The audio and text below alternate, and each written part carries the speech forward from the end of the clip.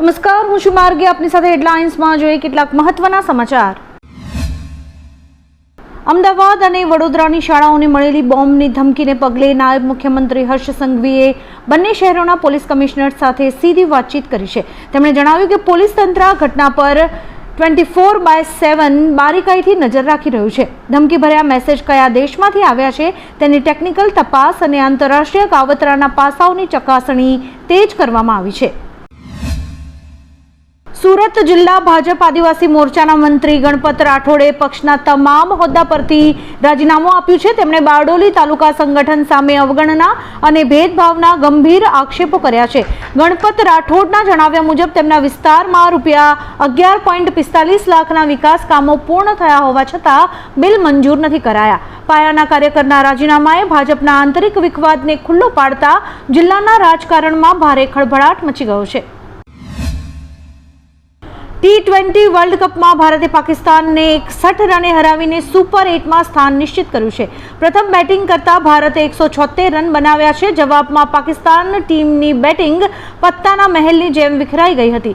ટીમની કંગાળ હાલત જોઈને PCB chief Mohsin Naqvi match પૂરી થાય તે પહેલા જ ભાગી ગયા હતા. હાર સાથે પાકિસ્તાન પર ટુર્નામેન્ટમાંથી બહાર થવાનું જોખમ મંડરાઈ રહ્યું છે, જ્યારે કે ભારતની શાનદાર જીતથી ફેન્સમાં ભારે ઉત્સાહ છે. રાજસ્થાનના અલવરના ખુસખેડા ઔદ્યોગિક ક્ષેત્રમાં આવેલી એક બંધ કેમિકલ ફેક્ટરીમાં ભીષણ આગ ફાટી નીકળી હતી. આ દુર્ઘટનામાં 7 શ્રમિકોના જીવતા ભૂંજાઈ જવાથી મોત નીપજ્યા છે. આગ લાગ્યા બાદ ફેક્ટરીની અંદર 3 થી 4 પ્રચંડ ધડાકા થયા હતા. ફાયર બ્રિગેડની અડધો ડઝનથી વધુ ગાડીઓએ ભારે જહેમત બાદ આગ પર કાબુ મેળવ્યો હતો.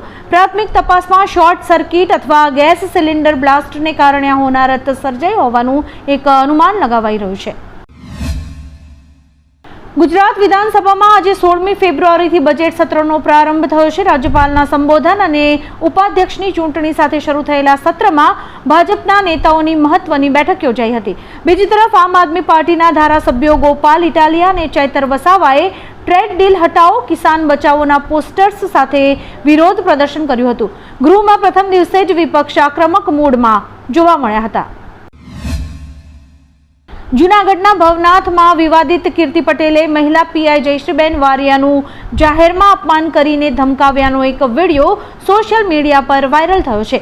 કીર્તિ પટેલ બબડતી રહી હતી, હું આરોપી નથી એટલે પાછળ નહીં ફરવાનું.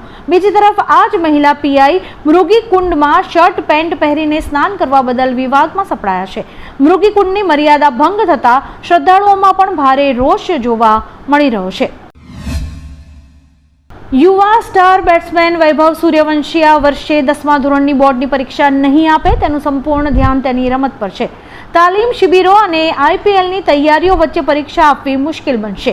સીબીએસઈ 10મા ધોરણની પરીક્ષા 17 ફેબ્રુઆરીથી શરૂ થઈ રહી છે, પરંતુ વૈભવના પરીક્ષા કેન્દ્ર પર પહોંચવાની શક્યતા લગભગ શૂન્ય માનવામાં આવી રહી છે. અહેવાલ હતા કે વૈભવ પરીક્ષા આપશે, પરંતુ હવે તેના પરિવારે સ્પષ્ટતા કરી છે કે વૈભવ સૂર્યવંશી બોર્ડની પરીક્ષા નહીં આપે. थिंक इट पिक्चर्से सत्य घटना पर आधारित भारतनी प्रथम AI generated Gujarati film the ISKCON ब्रिजનું ટ્રેલર લોન્ચ કર્યું છે. આ પેરાનોર્મલ થ્રિલરની ખાસિયત એ છે કે તેના તમામ 82 પાત્રો એઆઈ ટેકનોલોજીથી તૈયાર કરાયા છે. ગોસ્ટ ક્રિપ્ટો સ્ટુડિયોના GO2V મોડલનો ઉપયોગ કરીને વિઝ્યુઅલ્સ બનાવાયા છે. ચેતન ચૌહાણ નિર્મિત આ ફિલ્મ આધુનિક ટેકનોલોજી અને સિનેમાનો અનોખો સંગમ છે. ગુજરાતી સિનેમામાં આ એક ક્રાંતિકારી પ્રયોગ માનવામાં આવી રહ્યો છે.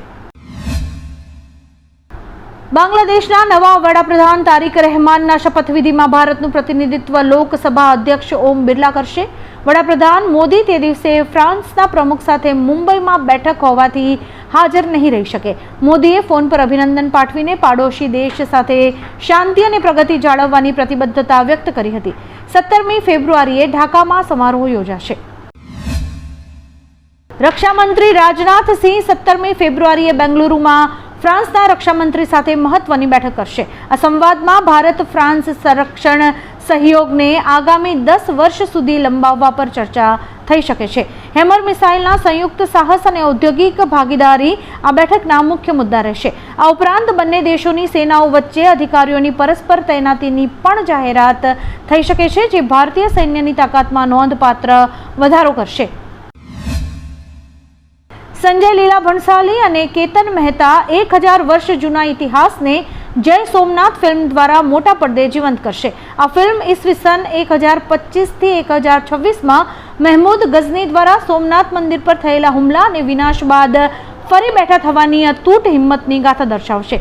મહાશિવરાત્રી પર જાહેર થયેલો આ પ્રોજેક્ટ ભારતીય સભ્યતાના ગૌરવને ઉજાગર કરશે. બે દિગ્દર્શક ગુજ્જુ ફિલ્મ મેકર્સનું આ પ્રથમ જોડાણ એક નવો ઇતિહાસ રચશે. વડાપ્રધાન શ્રી મોદી આજે દિલ્હીમાં ભારત મંડપમ ખાતે ઇન્ડિયા એઆઈ ઇમ્પેક્ટ એક્સપો 2026નું ઉદ્ઘાટન કરશે. 16 થી 20 ફેબ્રુઆરી સુધી ચાલનારા સમિટમાં બ્રિટન, જાપાન, ફ્રાન્સ સહિત 13 દેશોના પેવેલિયન પ્રદર્શિત થશે. આ એક્સપોમાં 600 થી વધુ ઉચ્ચ ક્ષમતા ધરાવતા સ્ટાર્ટઅપ્સ ભાગ લઈ રહ્યા છે. આ કાર્યક્રમનો મુખ્ય હેતુ એઆઈ ક્ષેત્રે વૈશ્વિક સહયોગ વધારવાનો અને ટેકનોલોજી દ્વારા પરિવર્તન લાવવાનો છે. બ્રિટન અને ફ્રાન્સ સહિત 5 દેશોએ પુતિન પર એલેક્સી નવલનીને એપિબેટિડીન ઝેર આપીને માર્યાનો ગંભીર આરોપ લગાવ્યો છે. લેબ તપાસમાં જાણવા મળ્યું છે કે આ દુર્લભ ઝેર દક્ષિણ અમેરિકાના દેડકાની ચામડીમાંથી મળે છે, જે રશિયામાં કુદરતી રીતે અપ્રાપ્ય છે. આ કેમિકલથી પહેલા લકવો અને પછી દર્દનાક મૃત્યુ થાય છે. યુરોપિયન દેશો હવે આ મામલે રશિયા વિરુદ્ધ કેમિકલ વેપન્સ કન્વેન્શન હેઠળ આંતરરાષ્ટ્રીય ફરિયાદની તૈયારીમાં છે. અમદાવાદમાં ગેરકાયદેસર બાંધકામો સામે એએમસીએ આક્રમક વલણ અપનાવ્યું છે. શહેરમાં આવેલી સ્વામી વિવેકાનંદ કોલેજ પાસે માન્ય બીયુ પરમિશન ન હોવાથી તંત્રએ તેને સીલ કરીને કોલેજનું વીજ કનેક્શન કાપી દીધું છે. અગાઉ પણ આ મુદ્દે કાર્યવાહી કરાઈ હતી, પરંતુ નિયમોનું પાલન ન થતાં તંત્રએ ફરીથી કડક પગલાં લીધા છે. આ નિર્ણયથી હજારો વિદ્યાર્થીઓના અભ્યાસ અને પરીક્ષા પર જોખમ ઊભું થયું છે. અમેરિકી રાષ્ટ્રપતિ ડોનાલ્ડ ટ્રમ્પે યુદ્ધગ્રસ્ત ગાઝાના પુનઃનિર્માણ માટે $5 અબજ સહાય આપવાનું વચન આપ્યું છે. શાંતિ બોર્ડના સભ્યો આ ભંડોળ સાથે આંતરરાષ્ટ્રીય સુરક્ષા દળો પણ મોકલશે, જેની જાહેરાત ટૂંક સમયમાં થશે. જોકે સંયુક્ત રાષ્ટ્ર અને વિશ્વ બેંકના અંદાજ મુજબ ગાઝાના પુનઃનિર્માણનો કુલ ખર્ચ અંદાજે $70 અબજ જેટલો છે. ટ્રમ્પનું આ પગલું મધ્ય પૂર્વમાં શાંતિ સ્થાપવા માટે મહત્વનું માનવામાં આવે છે.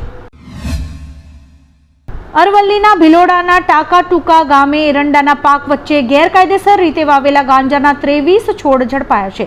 ભિલોડા પોલીસે કાર્યવાહી કરીને 9.7 કિલો ગાંજા સાથે સંજય ગમાર નામના આરોપીની ધરપકડ કરી છે.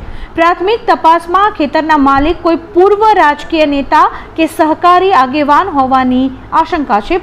માલિકનું નામ જો કે હજુ સુધી સ્પષ્ટ નથી થઈ શક્યું, પરંતુ સાચા ખેતર માલિક સામે એનડીપીએસ એક્ટ હેઠળ કડક કાર્યવાહી કરવામાં આવશે. સુરતમાં ઝીંગાના એક વેપારીએ 5% વ્યાજે લીધેલા 51 લાખ સામે 85 લાખ ચૂકવ્યા છતાં વ્યાજખોર આનંદ ચાસિયાએ વધુ 35 લાખની માંગણી કરી અને ધમકી આપી હતી. પત્નીના ઘરેણાં અને જમીન વેચવા છતાં ઘરમાં ઘૂસીને પઠાણી ઉઘરાણી કરતા વ્યાજખોરનો વિડીયો વાયરલ થયો છે. પોલીસની બીક વગર દાદાગીરી કરનાર આનંદની પોલીસે ગણતરીના કલાકોમાં ધરપકડ કરી છે. 2020માં ધંધામાં નુકસાન થતાં વેપારીએ આ રકમ વ્યાજે લીધી હતી. ગુજરાતમાં ઉત્તર પૂર્વના ગરમ પવનોને કારણે શિયાળો હૂંફાળું રહ્યો છે. નળિયામાં સૌથી નીચું 12.5 ડિગ્રી, જ્યારે કે અમદાવાદમાં 15.5 ડિગ્રી તાપમાન નોંધાયું છે. હિમાલયમાં ઓછી હિમવર્ષા અને અલનીનોની અસરને લીધે ઠંડીનું જોર ઘટ્યું છે. ગત વર્ષની સરખામણીએ નલિયામાં તાપમાન 10 ડિગ્રીથી નીચે જવાની ઘટનાઓમાં મોટો ઘટાડો થયો છે. ગ્લોબલ વોર્મિંગને કારણે શિયાળામાં ગરમી અને ઉકળાટનો અનુભવ વધ્યો છે. ભારતે કોલંબોમાં પાકિસ્તાનને 61 રનથી હરાવીને T20 વર્લ્ડ કપમાં 8મી જીત મેળવી છે. કુલ 9 મેચોમાંથી ભારતનો આ 8મો વિજય છે, જે રનની દ્રષ્ટિએ પાકિસ્તાનની સૌથી મોટી હાર છે. આ પરાજય બાદ પાકિસ્તાની સ્પિનર મોહમ્મદ નવાઝ મેદાન ઉપર જ રડી પડ્યો હતો. તેની ભાવુક તસવીરો સોશિયલ મીડિયા પર વાયરલ થઈ છે.